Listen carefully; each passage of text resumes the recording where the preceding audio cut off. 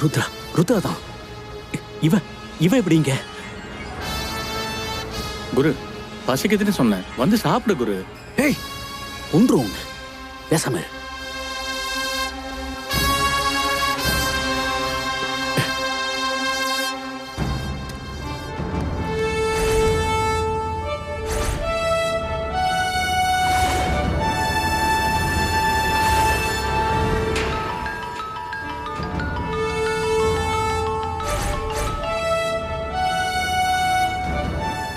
என்ன குரு, எப்படி இருக்க?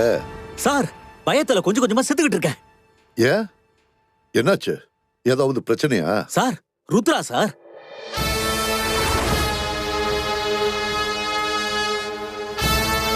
ஆ, ஆ, ஆ, அவளை பத்தி இப்ப என்ன? சார் அவ இன்னைக்கு என் ஏரியாவுக்கு குடி வந்துட்டா சார். டேய், பகல்லே குடிச்சிட்டு ஓலாராத. இவ்வளவு நாள் காணாம போனவ திடீர்னு எப்படி வந்தா?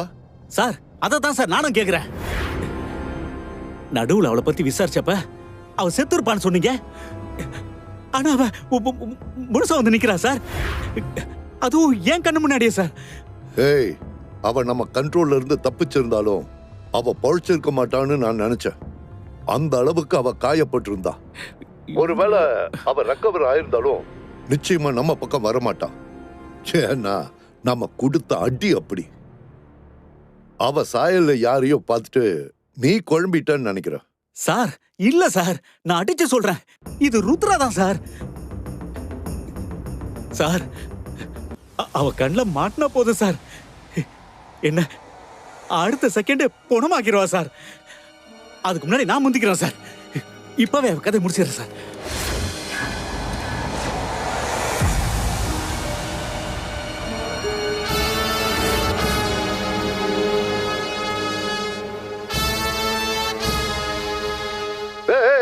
குரு, அவசரப்பட்டு எதுவும் பண்ணிடாத, கொஞ்சம் பொறுமையா இரு. சார் இல்ல சார், டென்ஷன்ல என் தலையை வெடிக்கிற மாதிரி இருக்கு சார். அவளை எப்படியாவது போட்டு தள்ளினாதான் நான் நிம்மதியா இருப்பேன் சார்.